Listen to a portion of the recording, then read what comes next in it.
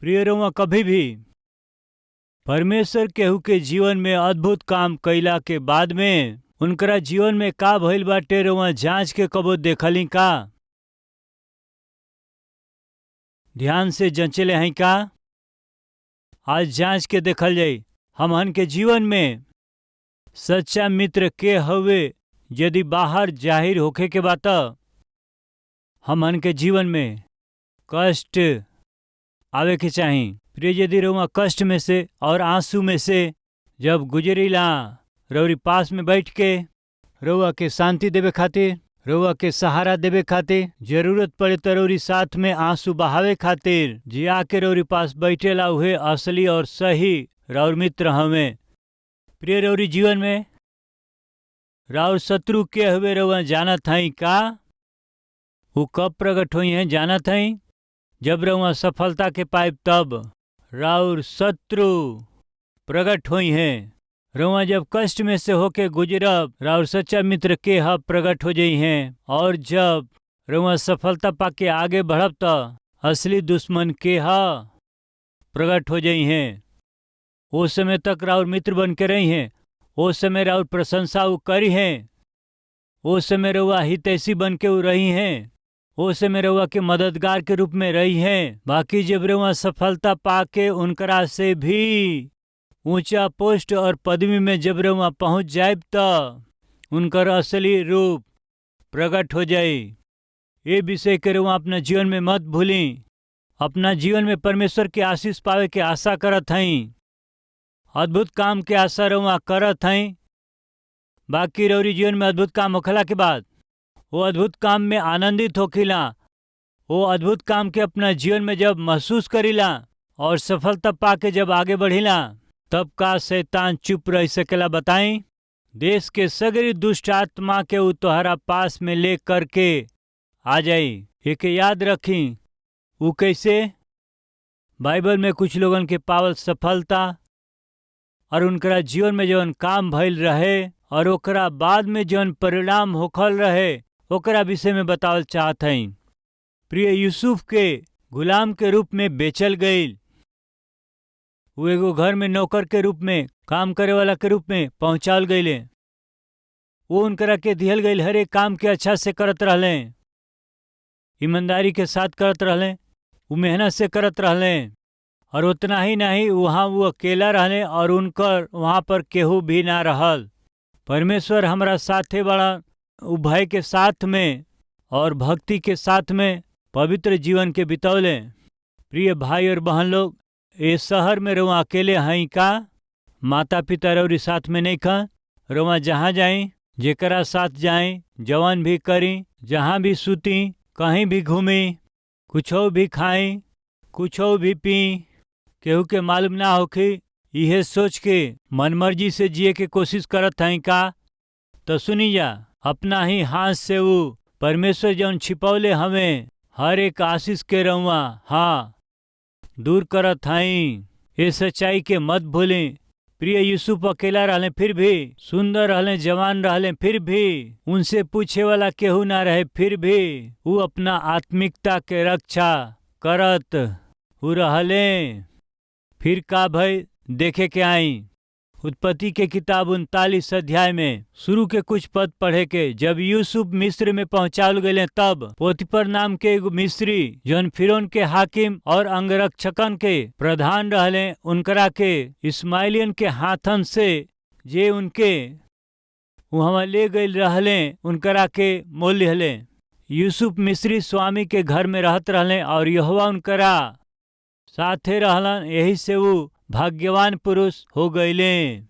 और यूसुफ के स्वामी देखलें कि यहोवा उनकरा साथे रहेलन और जवन काम वो रहेलन उनकरा के यहोवा उनकरा हाथ से सफल कर देवेलन। तब उनकरा अनुग्रह के नजर उनकरा पर भइल और वो उनकर सेवा और टहल करे खातिर के ठहरावल गईले। फिर ऊ उनकरा के अपना घर के अधिकारी बना के उनकरा हाथ में सब कुछ के सौंप दिहले। गुलाम रहले, नौकर भी रहले, बाकी परमेश्वर उनकरा साथ में रह के उ जवन कुछ करत रहले परमेश्वर उनकरा के आशीष देत रहले। एके पोती पर देख करके एगो गुलाम के रूप में, नौकर के रूप में पहुंचावल गईल वो यूसुफ के। उनकरा पूरा घर पर वो उनकरा के अधिकारी के रूप में प्रमोशन दे दिहले। उनकरा के इतना ऊंचा कैले कि वो यूसुफ के हाथ में अपन सब कुछ के सौंप देले रहले। तोहरा हाथ में हवे त अब हमरा के कोनो डर नहीं खे, तू अब संभाल, ई कह के यूसुफ के एगो अद्भुत प्रमोशन के दे दिहले। प्रिय यूसुफ बहुत ही खुश होइल हुई हैं और ऐसे सोचले हुई हैं कि हमार भाई लोग हमारा पिता से हमरा के दूर करके पिताजी से हमरा प्रेम के हटा दिले। हम एगो दास और गुलाम के रूप में घर में पहुंचावल गईल हई। हमार अपना केहू ना भइला पर भी, हमरा ऊपर ध्यान देवे वाला केहू ना होखला पर भी रउआ हमरा ऊपर, आज ये पूरा घर के ऊपर एगो अधिकारी के रूप में, एगो शासन करे वाला के रूप में रउआ हमरा के कितना अद्भुत रीति से आशीष दियली पिता। ऐसे जब यूसुफ सोच के आनंदित होत रहले और जब यूसुफ अद्भुत काम के अपना जीवन में जब अनुभव करत रहले, तब आश्चर्य कर्म के जब अनुभव करत रहले, उन्नति के जब आनंद से अनुभव करत रहले, तब शैतान का कैलस जानत हई? एगो साजिश कैलस। पहला, उनकरा उन्नति के आधार हवे उनकर वो पवित्रता। वो सोचलस कि पवित्रता के दूर कैला से उनकर आशीष भी उनसे दूर हो जाई। यही खातिर प्रिय शैतान का कैले रहे जानत है का? यूसुफ के पवित्रता के ऊपर ही हमला कैलस। सुनत हैं जा जवान भाई बहन लोग, जब अपना जीवन में रहुआ उन्नति में आगे बढ़त जाली त, और जब रहुआ परमेश्वर के अद्भुत काम के, आश्चर्य कर्म के जीवन में अनुभव करीला त, यदि ओकर कारण राउर आत्मिकता और पवित्रता हवे त शैतान के करा ऊपर हमला करेला जानत हई? रौरी पवित्रता के ऊपर, रौरी ईमानदारी के ऊपर, धार्मिकता के ऊपर हमला करेलन। रौरी चरित्र के बिगाड़े के कोशिश करेला, रौरी गवाही के बिगाड़े के कोशिश करेला। सावधान हो सकेला शैतान रौरी जीवन में एकरा के शुरू कर देले होखे। सुनी जा, यदि रहुआ धन संपत्ति के खोआ देव तो ओकरा के फिर कमा सकीला। परिवार के खोइब त कुछ न कुछ हानि उठैब, बाकी रहुआ जब कैरेक्टर के खोआ देव तो रहुआ सब कुछ के खोआ देव। ये बात के रहुआ मत भुलाएं। प्रिय शैतान वह दिन यूसुफ के कैरेक्टर के ऊपर हमला कर दिहलस। प्रिय तब यूसुफ सोचले कि हम अपना नौकरी के खोआ सकिला, बाकी हम अपना चरित्र के बिल्कुल ही ना खोवाए। निश्चित रूप से वो फैसला के कर लिहले, हम अपना आमदनी के खोआ दे, हम अपना सुख और सुविधा के खोआ सकिला, बाकी हम अपना कैरेक्टर के ना खोआ सकिला। आज हम जौना आत्मिकता के कारण आशीष के अनुभव करत हई, और वो आत्मिकता के हम बिल्कुल ना खोआई। हम वो पवित्रता के ना खोआब जौना कारण परमेश्वर हमके आशीष देले हमें। जौना दिन हम ओकरा के खोआब वही दिन परमेश्वर के हम खोआ दे, परमेश्वर के आशीष के भी खोआ दे। हम ओकरा के ना खोआब निश्चय रूप से फैसला कर लिहले। फिर का भइल? पोतीफर अपना घरे अइले, तब उनकर पत्नी कहली वो इब्री दास के हमरा घर में लिए अइला। वो का कैले जानत हई? का कैले? वो हमके अपमानित कैले। हम जीवन ए घर के मालिक के पत्नी हैं, वो हमरा साथ ही हंसी कैले। ये बात के सुन के पोतीफर यूसुफ के वो जेल में डलवा दिले। उन्नति पौला के बाद में अद्भुत काम के अनुभव कैले। वो समय में जीवना के सोचले ना रहले, वैसन विपत्ति आके पड़ गई। यूसुफ जौन कल्पना ना कैले ऐसा समय में उनकरा पर विपत्ति आ पड़ल। जवन विपत्ति पड़ल, जवन संकट पड़ल, यूसुफ के जीवन में का लेके आयल जानत हई? अपमान के लेके आयल। कैसे जानत हई? उनके ले जाके जेल खाना में डाल देले। प्रिय, का लगा के जेल में डाल ले? जवन मालिक नौकरी दिल हवन करा पत्नी के अपमानित कैले हमें, ये आरोप लगा के। कितना अपमान बा प्रिय! ये अपमान के, ये निंदा के और ये विपत्ति के हम पूछत हई, एकर कारण बताई। उनकर पावल गईल अद्भुत वो काम और उन्नति रहे। प्रिय, केहू बाटे का ऐसन करे वाला? हमार नौकरी जैला के कारण ई हवे कि हम उनकरा अधीन ना भइली। हमके प्रमोशन ना मिलल, एकर कारण ई है कि उनकरा इच्छा के हम पूरा ना कैली। आज हमरा वेतन के ना बढ़ला के कारण का हुए कि हम उनकरा इच्छा के अनुसार ना चलली। ऐसे हमनी के बीच में केहू कहत हवे का, प्रिय भाई, प्रिय बहन, रउआ सच में अद्भुत फैसला कैले हैं।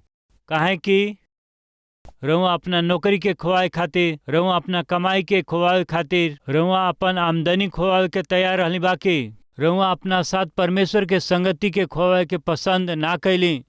परमेश्वर जौन पवित्रता देले हमें उ खोवाल पसंद ना कैली। परमेश्वर के दिहल गवाही के रउआ खोवावे पसंद ना कैली। प्रिय, रउआ अकेले ही ये मार्ग से नहीं गुजरत। रउआ से पहले, हमरा से पहले यूसुफ यही मार्ग से चल लें। आज ये बात के सुने वाला प्रिय भाई और बहन लोग, हम रउआ के डरावे के कोशिश नहीं करत। रउआ सत्य के जानी, यह हम कहत हई। जब हमनी का सफलता पावे लिंजा, जब हमनी का आशीष के अनुभव करे लिंजा, जब हम उन्नति पावे लिंजा, जब हमनी का अपना जीवन में आशीष के पावे लिंजा, तो पूरा सावधानी के साथ में जागृत रहे के बा। प्रिय, यूसुफ जब अपना जीवन में अपना आशीष के पौले तब शैतान और शैतान के लोग एके देख करके सही न पौले और अपमान के, अन्याय के और विपत्ति के यूसुफ के जीवन में जब वो लिया के डाल दिहलन जा, तब का परमेश्वर चुप रहले? प्रिय, तो का कैले? बंदी गृह में पड़ल वो जेल खाना से निकाल करके मिस्र के सिंहासन पर बैठा दिले। कहाँ बैठौले? प्रधानमंत्री के सिंहासन पर। यहोवा के दृष्टि सगरी धरती पर ऐसे फिरत रहेला कि जेकर मन उनकरा निष्कपट रहेला, उनकरा सहायता में सामर्थ दिखावे। यूसुफ के महानता का रहे? नौकरी चल गई रहे, आमदनी चल गई, अब वहीं उनकर जीवन पूरा रीति से बिगड़ गई, तहस नहस हो गई। अंत में जेल खाना में डालल गईले। यूसुफ रोवत रहले का? यूसुफ निराश हो गए, सोचत हई का? यूसुफ हताश हो गए, सोचत हई का? प्रभु जी, रउआ ऐसन काहे कैली? प्रभु, नौकरी रउआ दिहली, नौकरी ले भी लिहली, धार्मिकता से जेली, पवित्रता से जेली, ऐसे हमारी नौकरी अब तो चली गई। शैतान कहते रहे उनकरा साथे पाप कर सकेला ना, करती तो अच्छा रही। ऐसे कहले सोचत हई? नहीं प्रिय, बाइबल में का लिखल बा? यूसुफ जेल खाना में भइला पर भी यहोवा परमेश्वर यूसुफ के साथे साथे रहले। पढ़े के आई अपना पत्नी के ये बात सुन करके तोहर दास ऐसन ऐसन काम कैले, यूसुफ के स्वामी के कोप भड़क गईल और यूसुफ के स्वामी तो उनके पकड़ के जेल खाना में, जहां राजा के कैदी बंद रहले, डलवा दिले के पोतीफर। अतः उ बंदी गृह में रहले। बाकी यहोवा परमेश्वर यूसुफ के साथे साथे रहले और उनकरा पे करुणा कैले। कहाँ बताई प्रिय? जेल खाना में ढकेल करके कोठरी में डाल दिहला से प्रभु पवित्र जीवन के बितौलिन तो ओकरा बदले में जेल खाना में काहे डालली? अब हमारी स्थिति का हवे? परमेश्वर पास बैठ के हम हई न तोहरा साथ में, का कहले? हम तोहरा साथे हई न, चिंता मत कर। कहाँ साथे रहले? कहवा? विपत्ति में, संकट में, विपत्ति में और अन्याय में, बंदी गृह के वो अंधकार में परमेश्वर अपना बच्चन के छोड़े वाला बिल्कुल ही ना हमें।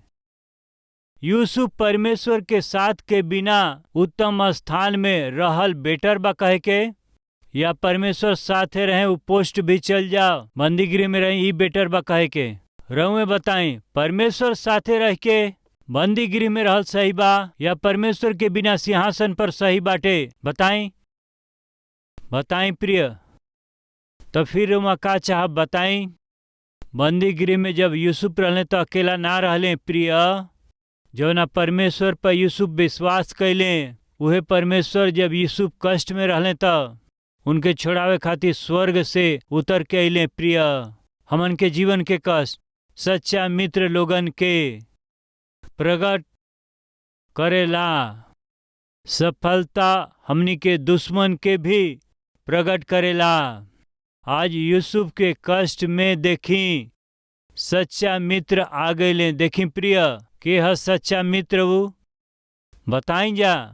यहोवा सफलता मिल गई, उन्नति मिल गई, अद्भुत काम भइल। शैतान चुप ना रहल, विपत्ति लेके आइल, अपमान लेके आइल, संकट लेके वो आइल, अंधकार से भरल जेल खाना में डलवा दिया। अब शैतान सोचलस कि इनकर काम खत्म। यूसुफ के काम अब हो गई। विपत्ति में से, संकट में से, अपमान में से, अन्याय में से यूसुफ के गुजरे के पड़ल। फिर भी प्रिय परमेश्वर के ना छोड़ने एकर प्रतिफल परमेश्वर यूसुफ के देश पर शासन करे वाला पदवी तक पहुंचा दिले। हमरा जीवन में परमेश्वर जब अद्भुत काम कैले वो अद्भुत काम के देख के सही ना पावे वाला उ शैतान, संकट हो सकेला, विपत्ति हो सकेला, अन्याय हो सकेला, वो कुछ लिया सकेला, बाकी हम सगरी में अपना परमेश्वर के ना छोड़ब। जेकरा फल स्वरूप परमेश्वर हमरा के वो स्थिति में से कल्पना से भी परे स्थिति में लेके जाई हैं। विश्वास करे वाला हमारा साथ प्रार्थना करी।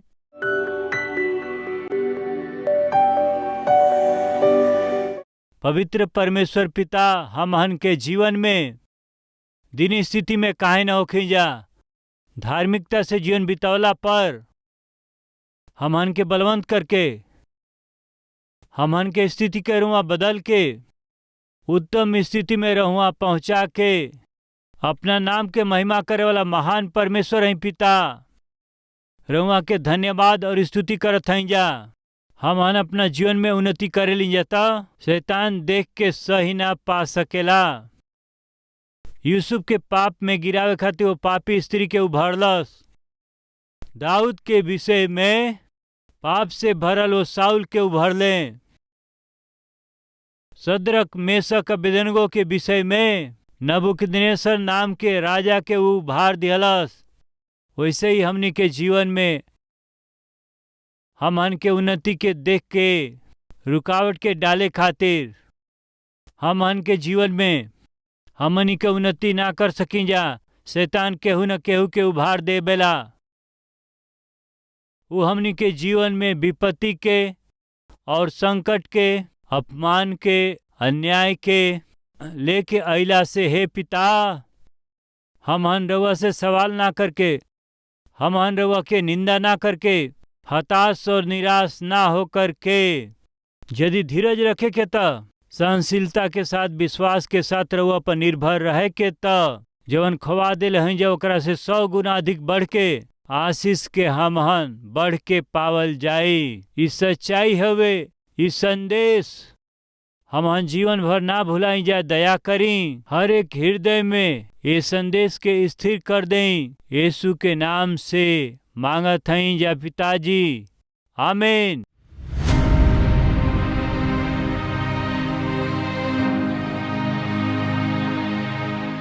प्रभु के नाम से सबको शलोम। मेरा नाम नरसिम्हा है। मेरी पत्नी, मेरे 2 बच्चे हैं। मैं अन्य जाति परिवार से हूँ। मैं एआर कांस्टेबल का काम करता हूँ। मैं लगभग 30 दिन तक बीमार पड़ा था। मैं हॉस्पिटल जाने से बहुत टेस्ट किए थे, लेकिन डॉक्टर्स तुझे कुछ भी बीमारी नहीं है कहकर बता दिए, लेकिन मेरे शरीर में बहुत कमजोरी थी।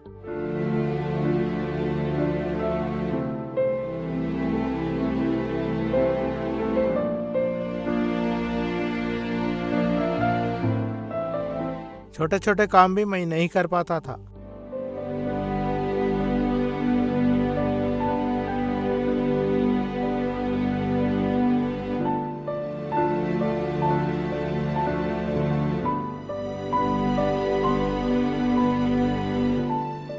मैं घर में बहुत कमजोरी महसूस करता था। अस्पताल जाने पर भी कुछ बीमारी नहीं है कहते थे। मैं बेड से उठ नहीं पाता था, कारण मैं मेरे शरीर में कमजोरी महसूस करता था।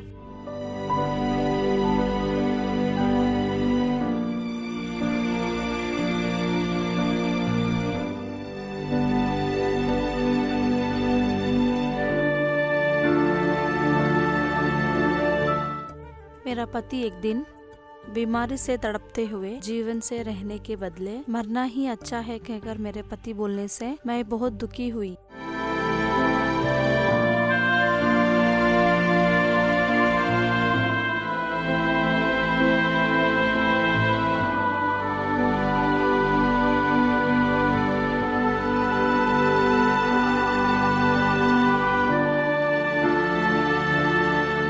अगर मेरे पति मरने से हम तीनों कैसे जिएंगे कहकर मैं दुखी हुई। वो बीमारी से तड़प रहे हैं इसलिए ऐसा कह रहे हैं कहकर मैं बहुत दुखी हुई। इस तरह हम दुखित होते समय मैंने टीवी ऑन की। कोई भी प्रोग्राम देखने से मन को शांति मिलेगा कह के ऑन की। उस समय टीवी में कलवरी आवाज आ रही थी। वो प्रोग्राम देखने से मुझे बहुत अच्छा लगा। आज आप में बहुत से लोग कष्टों में से जा रहे हैं, नष्ट में से होकर जा रहे हैं, आर्थिक समस्याओं में जा रहे हैं, दुख बीमारी में से जा रहे हैं, अपमान में से होकर जा रहे हैं, अन्याय किए जा रहे हैं, लेकिन परमेश्वर के पास आकर प्रार्थना नहीं कर रहे हो, कारण उसके आदी हो चुके हो। कष्टों के आदी हो चुके हो, नष्टों के आदी हो चुके हो, अपमान के आदी हो चुके हो, पापमय कार्यों के आदी हो चुके हो। इस तरह और कितने समय जियोगे? हमें आदी होना है, इस पापमय जीवन के लिए नहीं, हमें आदी होना है परमेश्वर की उपस्थिति को, आदी होना है प्रार्थना के जीवन, आदी होना है वचन को ध्यान करने के लिए। बाइबल में एक सुंदर बात है, यीशु मसीह अपने रीति के अनुसार जैतून के पहाड़ पर जाकर प्रार्थना कर रहे थे। उनकी एक आदत थी, क्या? प्रार्थना करना। उस प्रोग्राम में रहने वाले फोन नंबर मैंने नोट की। कलवरी टेम्पल प्रेटर को फोन की। उन्हें मैंने मेरे पति के बीमारी के बारे में बताई। वे लोग मेरे पति के लिए विश्वास से प्रार्थना किए। तब मुझे बहुत धैर्य मिला। उसी दिन मैं कलवरी टेम्पल आकर मेरे पति के बीमारी के बारे में बताकर प्रभु के दास के द्वारा प्रार्थना करवाई। मैं घर जाके देखने पर मेरा पति स्वयं अपना काम करना मैं देखकर बहुत आश्चर्य हुई।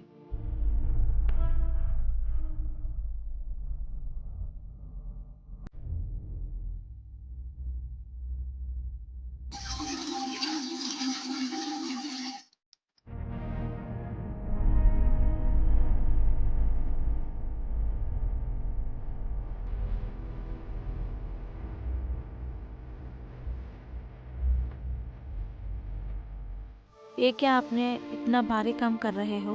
ऐसा मैं पूछने पर 1 घंटे पहले मैं बहुत कमजोर था, मेरे जाने बिना ही मेरे शरीर में सामर्थ्य आया।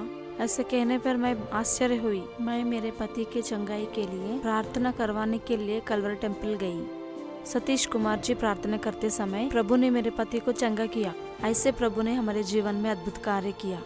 उस दिन से आज तक मेरे पति में कोई कमजोरी नहीं दिखाई दिया। हमारे आंसुओं को, हमारे दुख को खुशी में बदलने वाले यीशु है। यीशु मसीह ही सच्चा परमेश्वर है कहकर हम लोग जान गए। उस दिन से नियमित रूप से हर रविवार हम कलवरी टेम्पल आ रहे हैं, आत्मिक रूप से आगे बढ़ रहे हैं। परमेश्वर मेरे पति के जीवन में अद्भुत कार्य करने के कारण लाखों लोगों को सुसमाचार सुनाने के लिए कलवरी आवाज की सहायता किए। मैं 13 साल तक पुलिस का नौकरी किया था, लेकिन फिर भी मैंने एक घर खरीद नहीं पाया। जैसे ही हम कलवरी आवाज के द्वारा लाखों लोगों को सुसमाचार पहुंचाए, हमें 24 लाख का एक घर खरीदने में परमेश्वर हमें शक्ति दिया। धन्यवाद के रूप में जिस कलवरी आवाज देखकर हम उद्धार पाए हैं, उसी कलवरी आवाज के द्वारा लाखों लोग उद्धार पाना कहकर फिर से कलवरी आवाज की सहायता किया। अभी मैं और मेरा परिवार खुशी से जी रहे हैं।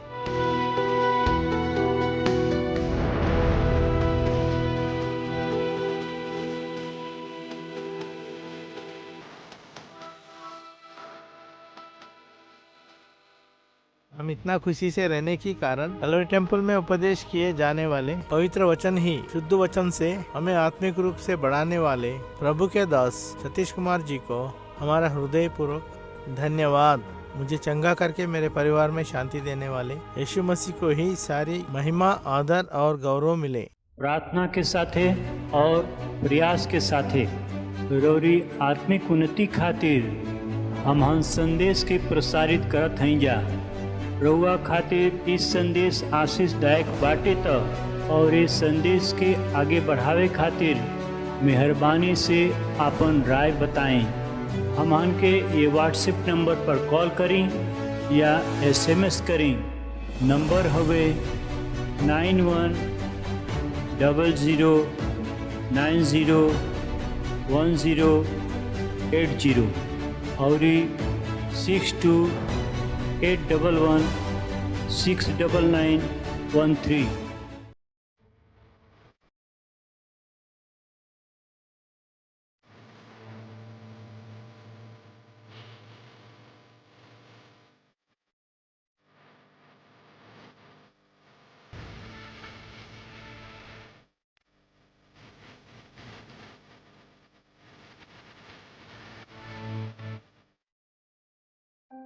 कलवरी आवाज के टीवी कार्यक्रम को प्रतिदिन देखने वाले प्रिय भाइयों बहनों, आपके लिए खुशखबरी। कलवरी प्रेयर टावर में जब आप फोन करते हैं, हम आपके लिए नियमित रूप से प्रार्थना करते हैं। लेकिन कुछ लोग प्रार्थना की बहुत ही आवश्यक स्थिति से गुजरते हैं, जैसे कि कोई बीमारी से मरने की स्थिति में हो, या कोई दुर्घटना हो गई हो, या परिवार किसी खतरे में पड़ गया हो। प्रार्थना की बहुत ही आवश्यक स्थिति में निश्चय उपवास रहकर प्रार्थना करने से ही उत्तर मिलेगा। ऐसी स्थिति जब आ जाए, आपके लिए उपवास रहकर प्रार्थना करने के लिए विशेषकर मैंने हमारे कलवरी टेम्पल के प्रेयर टावर में आपके लिए उपवास रहकर प्रार्थना करने के लिए प्रार्थना योद्धाओं का प्रबंध किया। अगर आप में कोई ऐसी प्रार्थना की अति आवश्यक स्थिति में से गुजर रहे हैं तो स्क्रीन में दिख रहे नंबर पर तुरंत फोन करें। आपके लिए उपवास रहकर विशेष प्रार्थना करने के लिए प्रार्थना योद्धा तैयार हैं। आपकी समस्या असाधारण और असंभव दिखाई दे रही है तो कलवरी प्रेयर टावर आपके लिए तैयार है उपवास रहकर प्रार्थना करने के लिए। आपकी प्रार्थना की अति आवश्यक घड़ी में आपका सहारा बनकर प्रभु की उपस्थिति में विनती करने के लिए तुरंत स्क्रीन में दिख रहे नंबर पर फोन कीजिए। आपके लिए प्रार्थना करने के लिए तैयार है।